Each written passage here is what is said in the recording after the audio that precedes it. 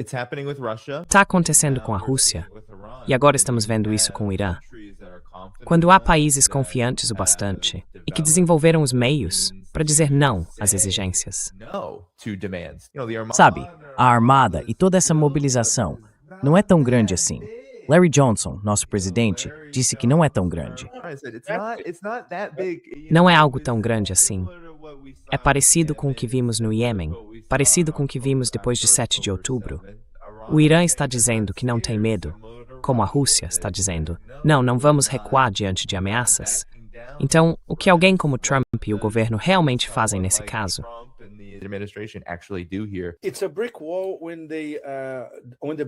É uma parede de tijolos, quando essa parede de tijolos se chama soberania. Não há muitos, Danny Haifon, todos nós sabemos disso, ao redor do mundo, que realmente possam exercer soberania. Além dos grandões, Rússia e China, o Irã está entre os pouquíssimos. O Iêmen, o pequeno Iêmen, a parte controlada pelos Houthis, sim, é outro jogador. E Cuba, sob zilhões de sanções desde o início. Morrendo de fome até agora, sendo privado de comida. Ainda é soberano e ainda está resistindo. Mas há grandes potências. E vamos direto ao ponto. Países como o Brasil e a Índia, eles não são soberanos. Eles nunca terão a coragem de enfrentar os Estados Unidos de forma direta como o Irã fez. Então, sabe, acho que muitos de nós estamos esperando, de uma forma meio auspiciosa chinesa, que todo o sul global esteja prestando atenção. Porque veja, se você não é soberano, não será respeitado pelo hegemon. Primeiro ponto. E segundo, se você é soberano, tem uma chance de encarar o hegemon de frente. Acho que todos estão atentos a essas duas lições. E é ótimo que o Irã esteja ensinando essas lições ao sul global em tempo real, literalmente. E sabe, talvez, digamos há algumas semanas, muitos de nós estivéssemos pensando, será que essa coisa de mudança de regime vai funcionar? Porque no começo parecia que estava funcionando.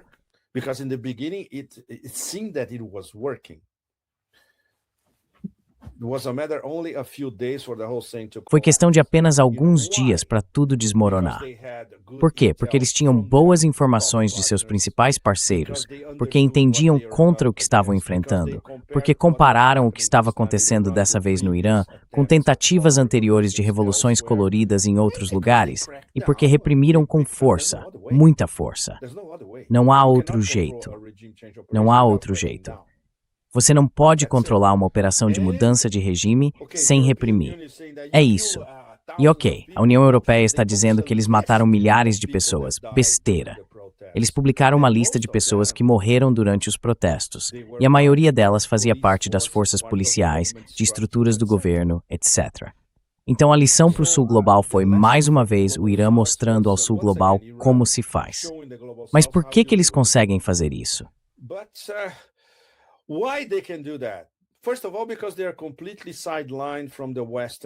Em primeiro lugar, porque eles estão completamente excluídos do sistema financeiro ocidental. Em segundo, porque tem duas potências muito importantes por trás deles, e se precisarem de algo específico, podem obtê-lo tanto da Rússia quanto da China. Pouquíssimos países estão nessa situação, mesmo grandes nações dentro dos BRICS. E isso nos leva a algo sobre o qual eu queria conversar com você e com o nosso público. O que o principal representante dos BRICS na Rússia, Sergei Ryabkov, que é o número 2 no Ministério das Relações Exteriores, vem dizendo. Deixe-me ver se consigo lembrar o exemplo do que ele disse. Sim, porque ele já falou muitas coisas sobre o START, sobre as relações Rússia-Israel. Mas o que ele disse sobre os BRICS? Não se esqueça, esse cara é o principal Sherpa russo dos BRICS. É que tudo o que acontece dentro dos BRICS e que é importante é coordenado na Rússia por Ryabkov.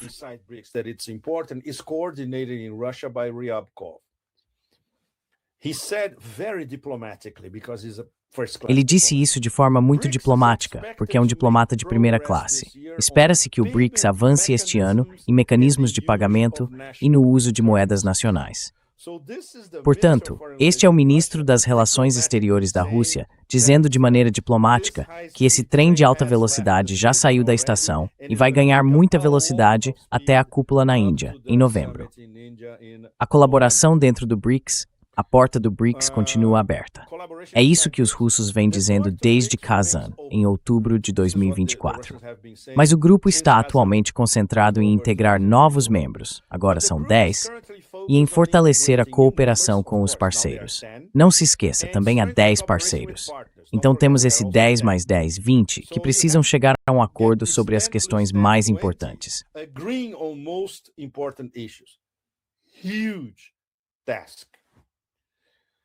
Tarefa enorme. Então ele fala sobre a reunião dos Sherpas do BRICS. Isso é muito, muito importante. Ele coloca de um jeito que pode soar quase casual, mas é imensamente importante, porque se eles fizerem isso, então o Trump 2.0 vai ser uma grande encrenca. A reunião dos Sherpas do BRICS discutiu a necessidade de falar com uma só voz sobre questões internacionais urgentes. Isso significa que para cada questão internacional importante, digamos, ao longo deste ano já, até a cúpula na Índia, tem que haver uma posição unificada do BRICS, imensamente importante. Isso inclui tudo, desde o sequestro de Maduro até as ameaças de destruir o Líbano, as ameaças contra o Irã, Colômbia, México, Groenlândia, seja o que for.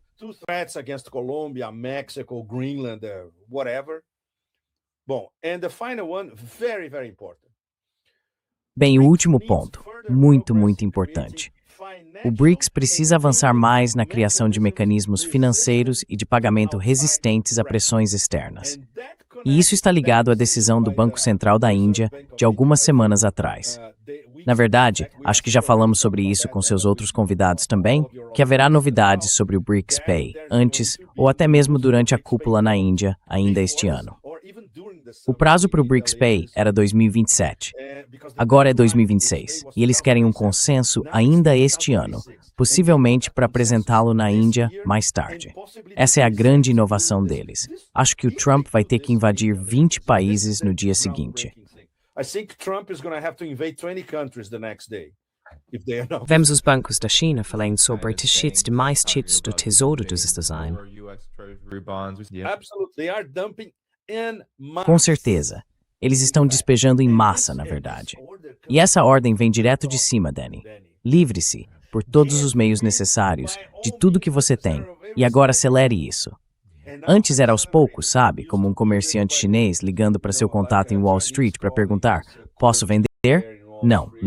Agora é uma avalanche. Sergey Lavrov was on BRICS TV. Sergei Lavrov esteve na BRICS TV. Foi marcante. Sim, ele teve algumas palavras bem escolhidas para o governo Trump, especialmente para Donald Trump. Ele chamou, deixa eu ver aqui, o que Donald Trump está fazendo de bidenismo. Usou exatamente a expressão bidenismo puro, algo que Trump e sua equipe supostamente rejeitam. Mesmo assim, a lei foi prorrogada. Ele estava falando sobre a lei de sanções.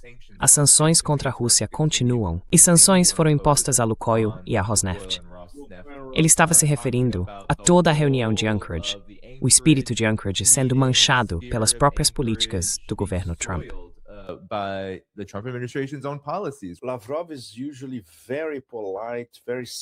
Lavrov costuma ser muito educado, muito cauteloso. Desta vez, é o Lavrov sem filtros, realmente muito incisivo. Eu havia selecionado outra de suas formulações, e esta é absolutamente devastadora, porque basicamente o que ele está dizendo é que o espírito de Anchorage está morto, de uma forma muito lavroviana, muito diplomática. Mas então ele diz o seguinte: os Estados Unidos buscam colocar todos os processos nas áreas que mencionei. Ele estava falando sobre o START, sobre a Ucrânia, sobre as relações entre Rússia, etc. Sob seu controle estrito e exigem concessões unilaterais. Bem, todos sabemos que é assim que os americanos negociam com qualquer um, certo? Voltando a Lavrov. Sem abrir mão dos contatos com eles, o que é uma maneira muito educada de dizer, olhem, continuamos tentando dialogar.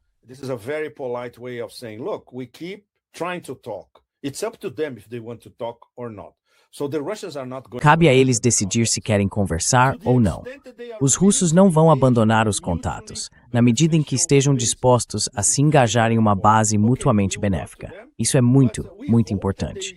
Tudo bem, vamos conversar com eles, mas esperamos que queiram ter uma base mutuamente benéfica. Se for apenas para o próprio lucro deles, obviamente não estamos interessados.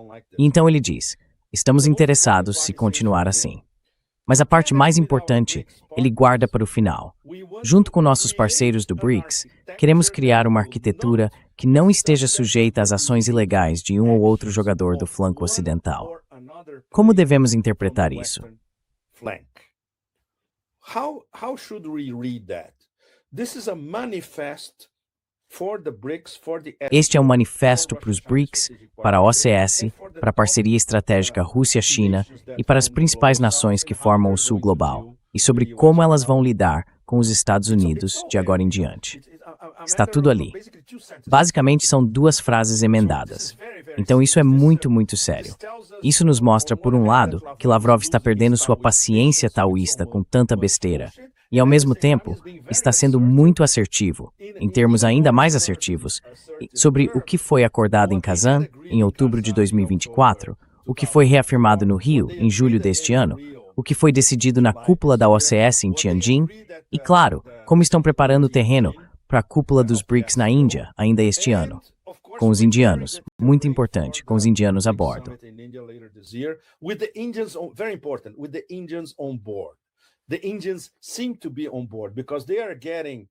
Os indianos parecem estar a bordo porque estão cuidando dos preparativos para a cúpula na Índia. Adivinha quem são os principais ajudantes? Os russos. Os russos estão explicando à Índia como realizar uma tão complexa como essa. Então isso é ótimo, porque agora podemos ver, não é mais especulação, estamos vendo sinais sérios de que o RIC original, Rússia, Índia e China, que pode se tornar o RIC com a adição do Irã, está agindo de forma orgânica. Eles percebem as ameaças agora vindas do Trump 2.0. Eles veem que precisam apresentar algo grande durante este ano e durante a cúpula na Índia mais tarde neste ano. E é isso. Como dizem os croupiers em Mônaco, les jeux sont faits. É isso. Agora é hora de jogar. Tá ficando muito, muito sério.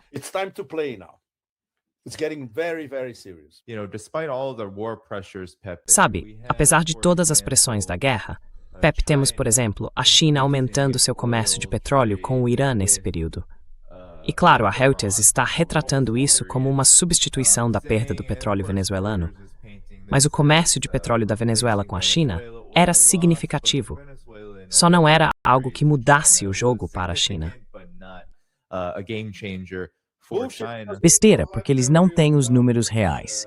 Isso mesmo, a Reuters é uma besteira. Eles não têm os números reais.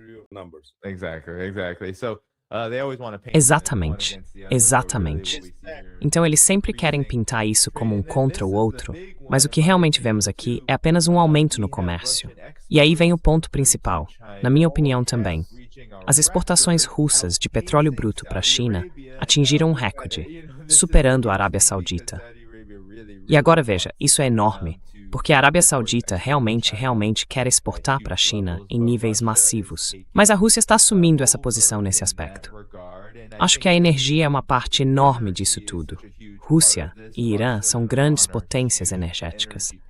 Então, como isso se desenrola quando se trata dessa guerra em escalada que os Estados Unidos, sob Trump ou quem quer que seja, travam contra o mundo multipolar? Porque isso é uma parte importante de tudo que você mencionou também. A desdolarização, a arquitetura financeira independente.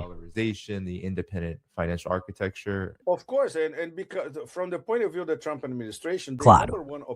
E do ponto de vista do governo Trump, a obsessão número 1 é o controle do poder. Do petróleo, o controle da energia em todos os lugares e o controle de quem vende petróleo para quem. E isso tem que ser pago em dólares americanos. Essa é a obsessão e paranoia número 1. Além de qualquer limite, se alguém estiver comercializando energia sem passar pelo dólar americano, o que é o caso, é claro, da Rússia e da China. Temos o Força da Sibéria, que está a todo vapor, sem poupar esforços, indo além e além. Teremos o Força da Sibéria 2, passando pela Mongólia nos próximos, 3 ou 4 anos no máximo. Eles estão comprando tudo o que costumavam comprar da Venezuela. Agora estão comprando do Irã. E os chineses não estão preocupados. Os chineses sabem onde estão todas as suas principais fontes de energia.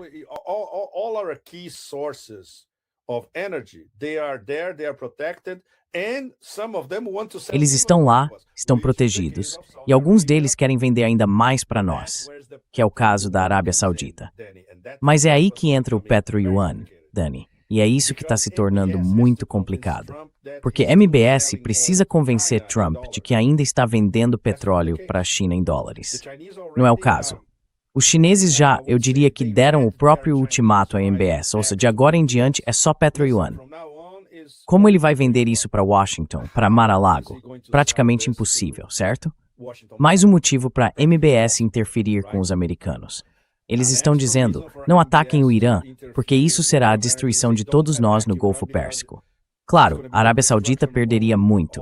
E se as bases americanas na Arábia Saudita forem atacadas, nem se fala. Bloqueio do Estreito de Hormuz, se acontecer, nem se fala. Blocking of the Strait of Hormuz, if it happens, you name it. All that. So, the Saudi Tudo isso. Então a posição da Arábia Saudita é muito, muito delicada. Mas eles estão se inclinando por uma solução diplomática, o que é ótimo. E não se esqueça de que a reaproximação entre a Arábia Saudita e o Irã começou na Rússia, depois eles passaram a bola para a China e foi concluída por Pequim. Então, obviamente, os sauditas olham ao redor, eles entendem que quando você se torna inimigo da China, é inimigo da China para sempre. Se a China olha para você e diz que você é amigo da China, você também tem um amigo chinês para sempre. Então, sabe, todos esses cálculos entram em jogo, muito, muito importantes. E isso mostra que o tabuleiro de xadrez está se movendo em tempo real, de verdade. E os americanos não podem mais contar com vassalos simplesmente obedecendo à vontade de seu mestre. Isso acabou, definitivamente. Então, dá para imaginar? Bem, esse cara não consegue dormir à noite. Well, this guy cannot sleep at night, né? If the Strait of Hormuz is closed by Se o Estreito de Hormuz for fechado pelo Irã, seria o caso de a China, você sabe, há muita atividade petrolífera que passa por esse estreito, fazer o que está fazendo agora, que é aumentar o comércio de petróleo e energia com a Rússia? Seria assim que eles se adaptariam? Porque muita gente, especialmente na grande mídia ocidental, a Iranian International, sabe, o canal iraniano supostamente apoiado por Tel Aviv, todos estão argumentando que, se o Estreito de Hormuz fosse fechado, seria um desastre para a China e, em parte, para a Rússia. Mas eu me pergunto se há uma forma de contornar isso, porque o pânico parece estar principalmente do lado dos países do Golfo que dependem do Estreito de Hormuz e também dos Estados Unidos. the United States as well. Iran would only close the Strait of Hormuz. O Irã só fecharia o Estreito de Hormuz como último recurso. Isso, na verdade, é o seu trunfo, a medida final possível. Eles fariam isso apenas se fossem diretamente atacados e acreditassem que isso poderia mudar o jogo. E claro, isso aconteceria após consultas com a Rússia e a China, especialmente a China. Os chineses poderiam dizer, olha, vocês podem fechá-lo por alguns dias, por que não? Esse é um cenário possível. Eles verificariam o que tem em termos de reservas. Sim, poderíamos viver 10 dias, 2 semanas com nossas reservas. E então o estreito seria reaberto. Obviamente, os chineses estariam apontando por uma guerra relâmpago, algo como o que os iranianos poderiam realizar como uma contraofensiva rápida caso fossem atacados. For a lightning strike counter war if they are attacked. So this thing could end in a week. Então, isso poderia acabar em uma semana.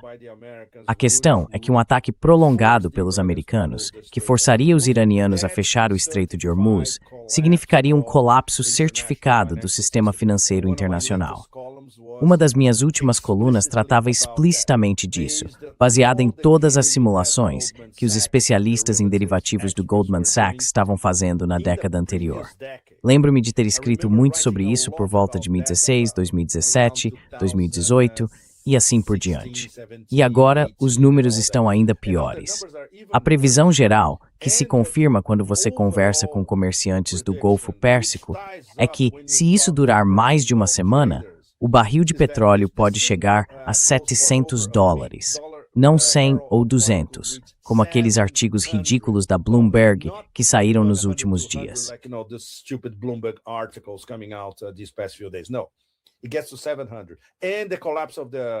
Não, chega a $700. E então vem o colapso daquela pilha gigantesca intergaláctica de derivativos.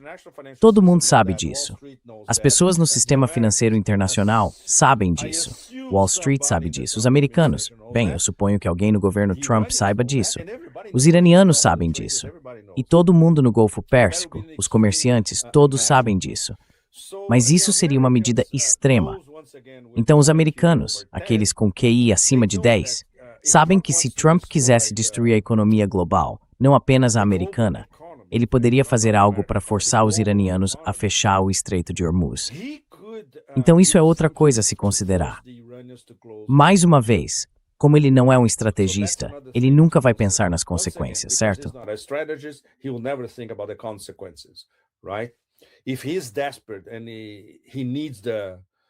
Se ele está desesperado e precisa da maior armada da história da humanidade para fazer algo, mas realisticamente isso não vai acontecer.